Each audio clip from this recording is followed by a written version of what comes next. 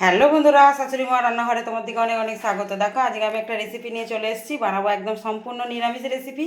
তোমরা প্রথম থেকে শেষ পর্যন্ত রেসিপিটা দেখে কমেন্ট করে জানাবে আমার এই রেসিপিটা তোমাদের কেমন লাগলো। দেখো রেসিপিটা বানানোর জন্য আমি নিয়ে নিয়েছি এখানে দেখো মুগের ডাল ভিজিয়ে রেখেছিলাম, সকালে ভিজিয়ে রেখেছিলাম, বেশ 3-4 ঘন্টার মতন ভিজানো ছিল মুগের ডালটা আমার। আর এখানে আমি নিয়ে নিয়েছি দেখো কাঁচা লঙ্কা আর নিয়েছি আদা।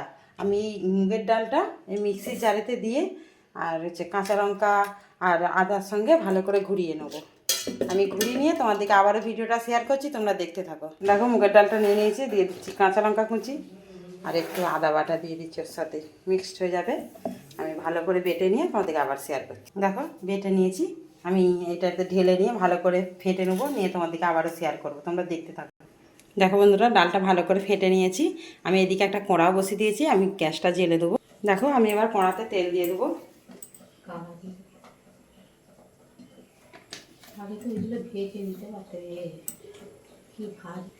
দিয়ে দেবো দেখো কালো জিরে,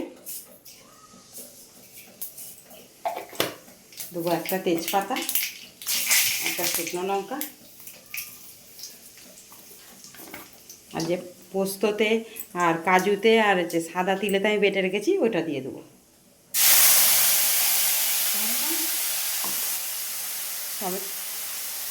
দেখো দিয়ে দেবো তেলেতে টমেটো কুচি, আর একটু তেলেতেই আমি হিং দিয়ে দেবো। হিংটা দিলে ভালো লাগবে, আমি বড়াতেও একটু হিং দিয়ে দেবো আর তেলেতেও অল্প একটু হিং দিয়ে দেবো। যারা হিং খেতে পছন্দ করেনি তারা স্কিপ করে দেবে। দিয়ে একটু জল দেবো, দেবো জিরে গুঁড়ো, ধনে গুঁড়ো,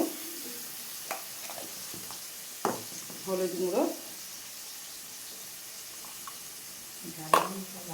ঝাল লঙ্কার গুঁড়ো দেবো,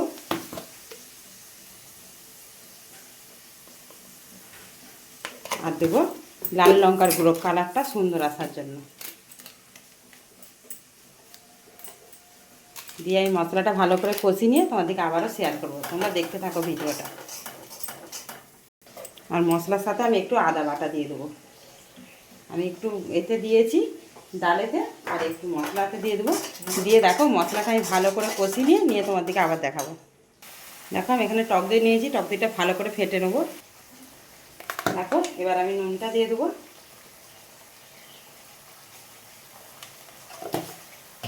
দিয়ে দেবো ফেটানো টক দইটা।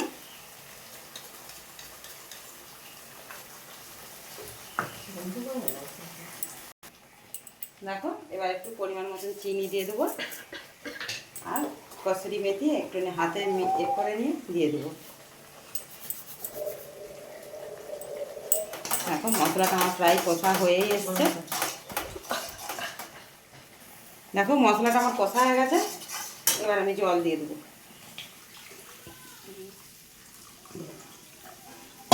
জলটা ফুটে গেলে যে বড়াটা আমি ডালটা বেটে রেখেছি সেটা দেবো, তোমাদেরকে শেয়ার করবো। দেখো এবার এই যে ডালটা আমি রেডি করে রেখেছিলাম মুগের ডালটা, সেটা দেখো এটা ফুটছে, এবার একটা একটা করে দিয়ে দেবো। এটা ডগা,